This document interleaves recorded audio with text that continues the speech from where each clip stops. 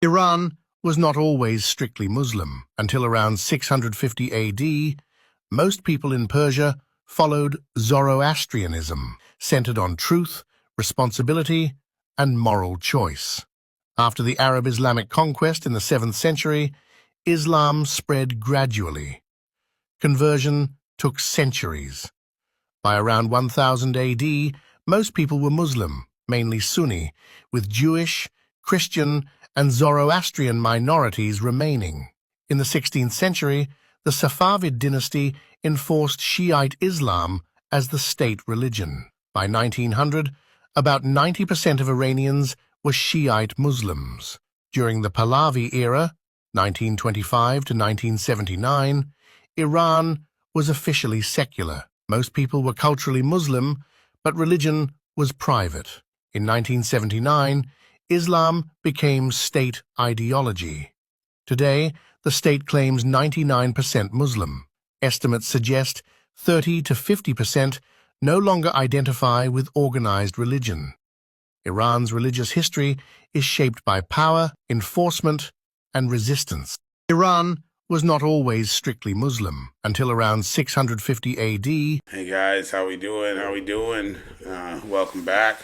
Thanks for stopping in for another show. Thanks for giving me the time and the attention. I know there's a lot of things that we could be giving our time and attention to these days, but I appreciate you stopping in, and I appreciate you giving me the time of day and just hearing my opinion and learning things with me. Like I said, I'm not a religious person, so the religious aspect of this war really never really just hit me at all, I guess. I really don't think about that kind of shit because I really refuse to believe that people actually use God's name to murder people, but, gullible, I guess, or naive. Nonetheless, we talked about Christianity and a little bit of its origins. We are going to dive deeper into things. These are just the three religions that are, in part in this war right now, and the ideas that people think about them and why they use religion the way that they do. So we covered Christianity a little bit. I know that Christianity is one of those things that's got a bunch of different sects to it. So, we will dive deeper into that, into more of like the different branches of Christianity. There's evangelicals and Protestants and that. And just to me, there's certain books, and like different Christianity has a different amount of books, and so that's why for me it's like, if we're supposed to have like, this is supposed to be the truth and the light, like we don't even get the truth to base an honest opinion on. We get what they give us, and in itself it said that Christianity was like apart from Judaism, that they took from Judaism. So it seems like Judaism is what they're going to call the oldest religion, I guess. But we'll find out that when we get into it. Today we're going to cover Iran, because I was always interested in what Iran really believes and why they are the way that they are. And maybe if we look into the religion and what they believe, maybe we'll see a little why people call them extreme. In this world, they tend to call the extreme ones, or the ones that they call extreme, are actually the ones who are trying to like tell the world something. We've seen this countless times, again and again, when they make someone just a complete enemy. They turn the whole machine against them, no matter what it is. They'll find any reason to try to demonize them or dehumanize them just to fit their agenda or whatever it is that they are trying to accomplish, or maybe the person standing out against them. I mean, we have examples from all over. I mean, there's Andrew Tate. I mean, Kanye West. It's Myron Gaines, even. Candace Owens. Like, the machine just eats you up. When Tucker Carlson, it just eats you up when you don't follow along with what they say. So when you look at Iran and they come up with all these stories about why we're at war, like, I'm sure they could justify it, and I'm sure there's people watching this that actually support it. I'm just not one of those people. I don't want people to die anymore. I especially don't want Americans to go and come back and all their parents and family get is a folded flag and a president who won't even take off his hat for dead soldiers. So, it's just not smart. Okay, it's not smart at all. So since this thing, Iran has had its sanctions lifted off to actually sell its oil, sanctions that America has had on it for decades, as a matter of fact. So I'm like, you're really confused when you actually look at what's really happening. They don't tell us shit. But the fact is since the war started, Russia has had sanctions lifted off of it. And Iran has had sanctions lifted off of it. So a country that you're bombing, you actually did them a favor by lifting sanctions off of them, which is what they wanted the whole time, was to just have their economic sanctions lifted, which was forcing their economy into a shitty position, which was causing people to protest. And then you infiltrated the protests to try to make them violent so that you could go to war with them. Like I said, it's a story that we've all seen time and time again. Syria, Libya, Afghanistan, Iraq. This is something that we're getting to be known for across the world, and we are supposed to be the example. I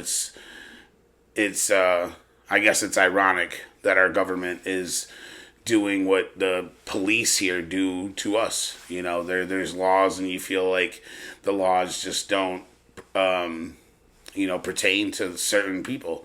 And that's how it is with our government. So I guess our military is no different from that, because we just invade countries under the pretense of preemptiveness when they never could attack American soil, okay? Like, people will go tit for tat. Like, I'm willing to debate anybody on the idea of why we shouldn't be in Iran and why,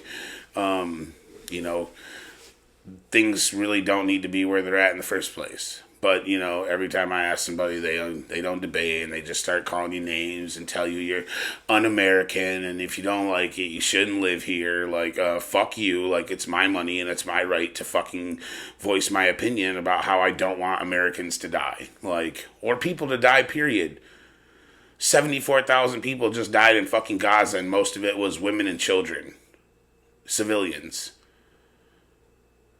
Okay? Like, I mean, the first bomb that fucking dropped from America killed 160 kids. So, I mean, I have my own kids, so I really don't want my kids to go to school and a bomb drop on their fucking school. I feel like I would be fucking outraged, as a matter of fact. So you wonder why there's these, like, fanatical groups and shit that, Iran funds, and people are like, oh, they sponsor state terrorism. Like, maybe they're just trying to fucking defend somebody, like innocent fucking people who are being buried in the rubble, who are being left in their cars with their family after being blown up, like being blown up in tents, blown up in churches, hospitals, schools. It doesn't fucking matter. Like, maybe someone's just standing up to them, since the whole world just stands by and watches a fucking genocide happen and nobody does anything about it. Nobody. Not a single NATO country bootstrapped up soldiers and grabbed Netanyahu and sat him down and said, bro, like, it's gotta fucking stop. No, instead we just condemn and condemn. Oh, we condemn them. Why don't we use our fucking military for a purpose? You want to be the world police? You could have saved 70,000 people. Where were you then for the world police? Who were you saving? Like, where was NATO? Where was the World Council on Foreign Relations? Sounds like some terrible fucking foreign relations that 70,000 people are being massacred and people just fucking watch it happen. Then we go and we invade another country that did not attack us. They did not attack us. You attacked them once before, twice before, and the third time they finally fight back. Anyways, I digress. We're going to get into what it says that, how it is in Iran and what they believe and how they see themselves and how they see themselves in this war. Again, I'm reading my notes from here. I don't have this fancy screen where I got some shit behind me or something I can pull up or some tech team or some bullshit. I just worked for 12 hours and I'm sitting in my dining room going over this shit for anyone who wants to listen. So, maybe when I'm dead or I'm gone, my kids will come back and look at it and be like, wow, like, this is what he told us was going on when it was happening, because you're going to pay for this shit. Like, our kids are going to pay for this shit. We're going to start feeling it here in a couple weeks. Don't worry. Like, we're all cozy at home. Like, we don't have to worry about war. Well, don't worry, because that war is coming to your doorstep through your wallet, and you're going to feel it. So just mark my words here. You've seen it here. Okay? You got 2 weeks to a month before you really start feeling it, and you're going to feel it. Okay, you thought inflation during COVID was bad. Just wait till you see what happens if they don't figure this shit out, because a lot of people don't realize how much that straight really means to the world. So, but let's get into this. This is Iran. Religion, power, and the story they tell themselves. A nation built on prophecy.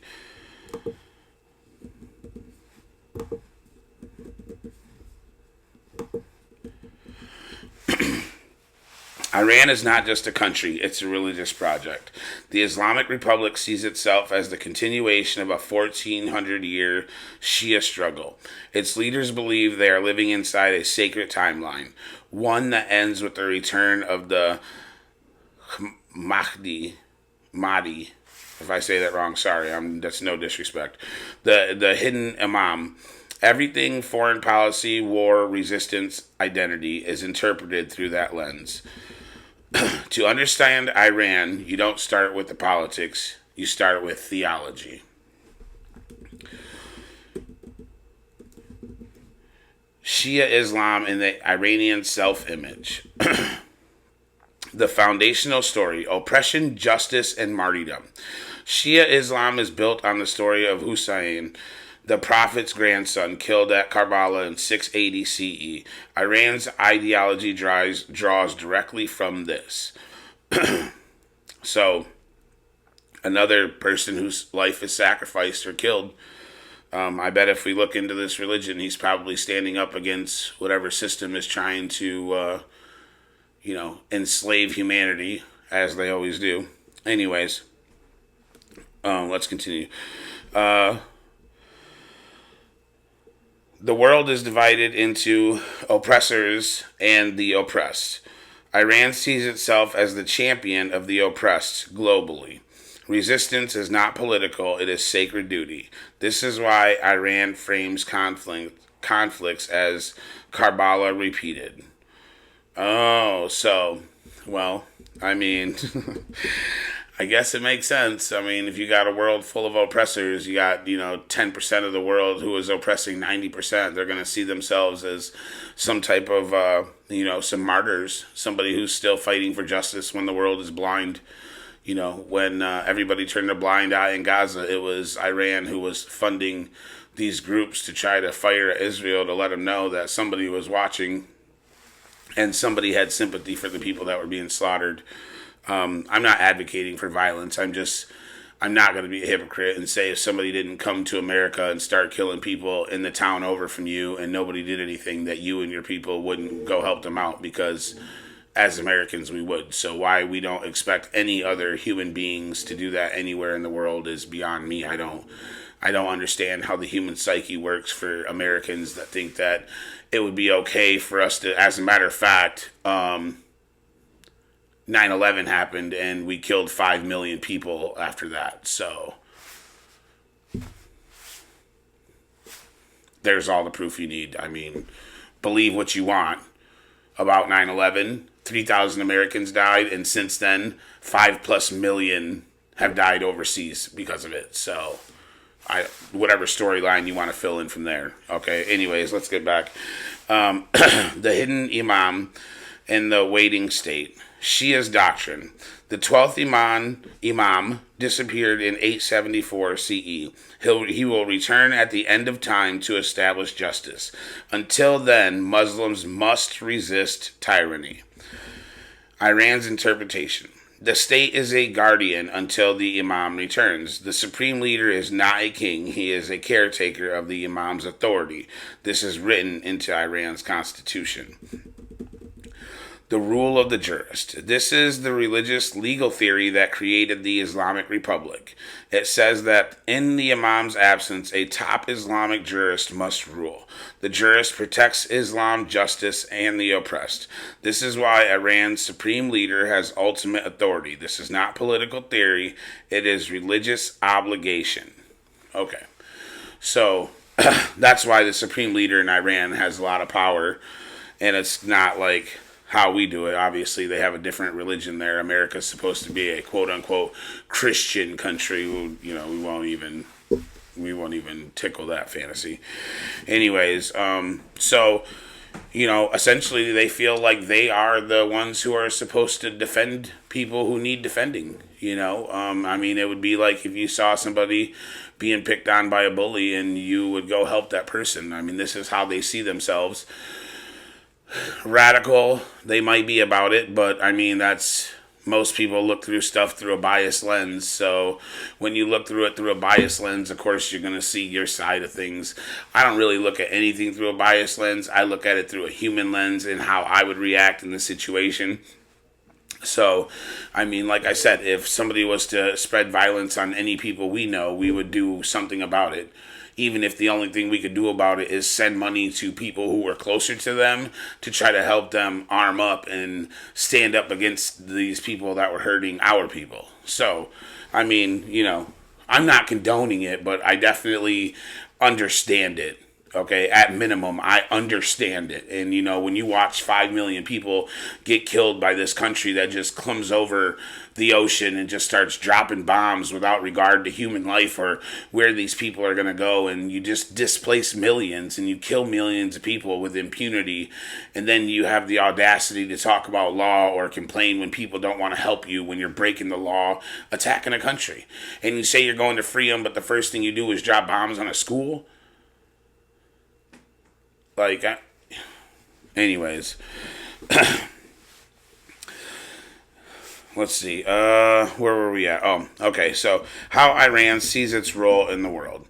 This is where, let's see here. They call it, the axis of resistance, a religious identity, not just strategy. Iran's alliances, Hezbollah, Iraqi militias, the Houthis, etc., are framed as defending Islam, resisting oppression, protecting the holy sites, and standing against Western domination. Iran sees itself as the leader of global resistance, not a rogue state.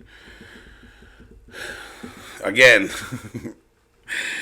it's understanding. I mean, I'm not gonna say that they're crazy for their beliefs, because there's shit that people believe that's absolutely insane to me. So, Israel and Iranian religious thought. This is not about Judaism as a religion. Iranian doctrine distinguishes Judaism from Zionism.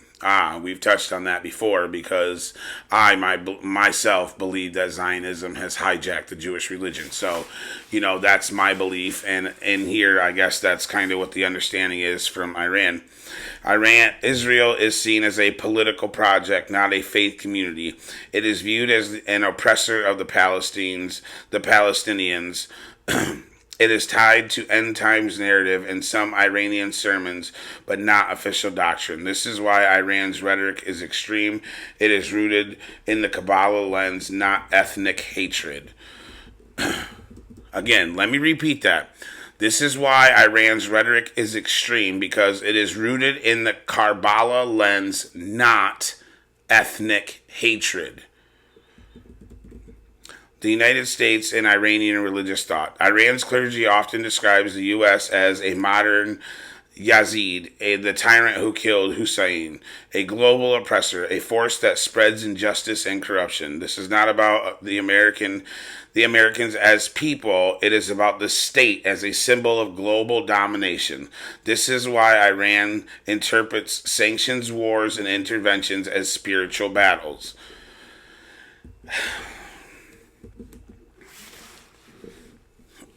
Was there anything wrong there? Because I really am not hearing anything wrong. I'm not, they're not wrong. America's been spreading its fucking freedom for the last 200 years. Okay, if we're going to do the whole tally, America's 250 years old. Of that 250 years, the last 200 years, they've been in 40 different altercations, and they've killed over 20 million people, and we've lost probably close to I don't even know, 400,000, 500,000 American troops. I don't even want to see the whole number. I just know the amount of deaths that we've caused. Okay. 40 military interventions in the last 200 years. We're at 20 plus million people. Okay, so we do not have the fucking right to talk about any country in the world being extreme. Because for the last 200 years, nobody has been as extreme as the United fucking States. And it was our money. And what do we have that's better here? Through all this expenditure and war and death. What's gotten better here? Are we safer? Were we safer on 9/11? Like, the list goes on. Was Charlie Kirk safe in Utah? Like, who's safe? Are scientists safe? The scientists that have been killed recently, are they safe? Are whistleblowers safe? Was Edward Snowden safe? No. Okay, so let's, anyways. Iran's internal religious dynamics. Iran is not monolithic. The clerical elite versus the people. Inside Iran, many citizens are secular or culturally Muslim. Many reject the government's religious authority, but the state's ideology still shapes institutions, law, and foreign policy. This tension defines modern Iran. Reformist clerics. Some Shia scholars argue that I don't know how to pronounce this. It's Vilayat Faqih is not required by Islam. The state should be democratic. Religion should not be enforced by law. These voices exist. They're just suppressed. That I understand. I mean, I don't think that religion should play any part in any type of government or law or anything in that matter. But again, that's me. I'm not a religious person, so...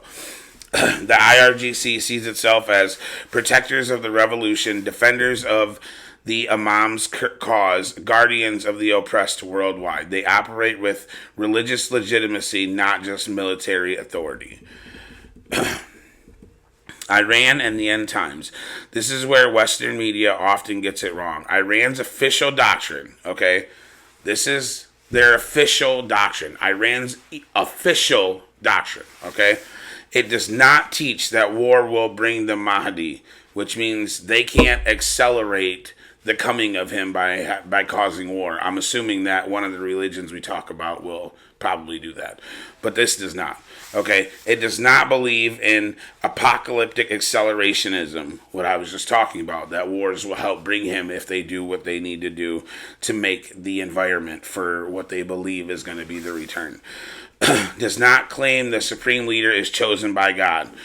But some fringe clerics and political figures use end-time rhetoric to motivate resistance. This is important nuance. This is an important nuance that they use. So, actually, some fringe clerics and political figures use end times rhetoric to motivate resistance. Does that not sound a lot like when some people in the military were going in and saying that Donald Trump was like the Messiah and that him in this war with Iran would help bring the Messiah and he was the chosen one? That's what that sounds fucking like to me. So I guess when America does stupid shit like that, it's,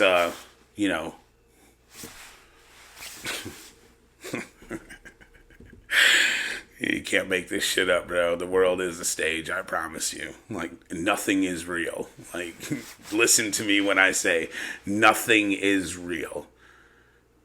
Alright? It's all a movie and we're the audience and we eat that shit because we're so ignorant and we don't look into anything. We don't read anything. We don't do anything, okay? We just swallow up that football and that March Madness and gambling and alcohol and drugs and food. And I don't think we're, like, oppressed. I think we're just ignorant as fuck. Like, that's just my opinion, I guess. But anyways, how Iran justifies war, defense, and power. Iran's religious justification for conflict is based on defending the oppressed, protecting Islam's dignity, preventing injustice, resisting tyranny, and guarding holy sites. This is why Iran frames every conflict, Iraq, Syria, Israel, Yemen, the U.S., as a defensive, even when it acts offensively. In their worldview, resistance is righteousness. Iran is not irrational. Iran is not suicidal. Iran is not mystical chaos. It's a state built on a story of injustice, resistance, and divine duty. And until you understand the story, you'll never understand the state. And I guess that makes sense because, we always only see things from our side. And as Americans, most of us only see what they show us on TV or what they tell us or what we're seeing on social media or whatever, and we all know who owns that shit. And if you don't, just look into it, bro. Like, literally just look into it, and you'll see that everything I'm saying will make sense. Why you only see certain things, why you only hear certain things. Like, why the fuck are you getting more information from this fucking dumbass delivery guy than you are from people who are paid six figures to do this shit and tell you the fucking truth and tell you what's going on in the world so that you know what's going on, so that you can be prepared or at least have a fucking idea of what these morons are doing with your money or what they're doing behind your back, because we're not paying attention. And I'm glad I can be that voice. I'm glad I can be here. I think I'm going to start doing comedy for real. I'm going to start looking into some open mics and seeing how that goes. And I'll let you guys know how I feel about that. Maybe I'll just do like a whole comedy show as a fucking podcast. Because, this shit is a fucking joke at this point. You know what I'm saying? And I guess it's the only way I can try to get the truth out in a bigger platform is to just go around and tell people how it is in a jokingly fucking manner and realize how shit really is. What else can we do, right? Everything that come out of our fucking president's mouth is a fucking joke. So everybody sees America as a fucking joke, so I might as well take the joke and at least get a message out there behind it, because this shit is funny as fuck to me, man. Like, this dude was on the stage talking about no new wars and no new wars and, oh, no, this is the most perfect bombing campaign that has ever been a perfect bombing campaign. Like, bro, if you don't shut the fuck up, bro, like, man, I just want to slap that fucking toupee off that dude's head sometimes, because this shit is fucking ignorant. And I bought into that bullshit too, like, no new wars, we're gonna welcome in the golden age.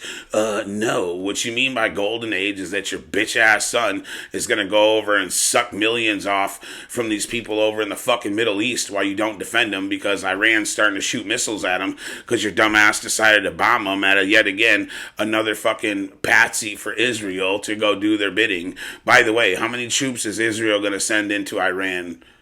This was Israel's war that we started. I just want to know how many troops that Israel is going to commit into Iran. I want everybody who watches this or hears my voice to Google that and let me know the answer to that.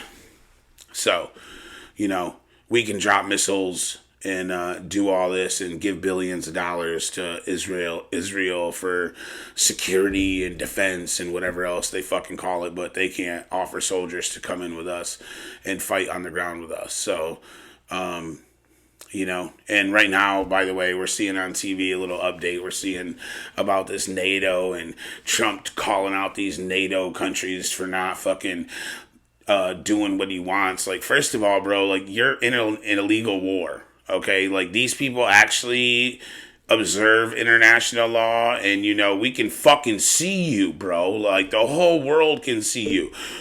Literally. Oh, we're just dropping bombs. We took out all their navy, and we took out all their military, and we took out all of this, but we still need troops on the ground, and Israel's still getting fucking bombed like a little bitch. But somehow we took all their shit out, right? Like, we moved our fucking shit back because we took all of their military out and their navy out. Like, shut up with that shit, bro. Like, it's so fucking stupid. I'm so tired of this fucking American propaganda bullshit. I'm tired of them using our fucking money and not giving us shit. We ain't fixing shit at home. So, like, what are we really doing? Again, we're gonna take the oil in for what?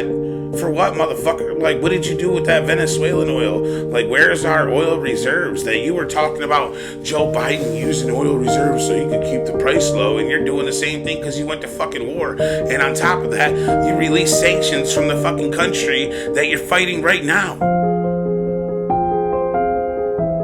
And from Russia. Russia has already made back all the money they lost in the Ukraine war. because of your dumbass. Anyways, so we're reaching up to that time. I don't like to drag it on too long for you guys. I really appreciate you coming in. I really appreciate all of the feedback, and anybody who watches, I appreciate it. My kids, I love you. Everybody else, I love you. You're the reason why I do this.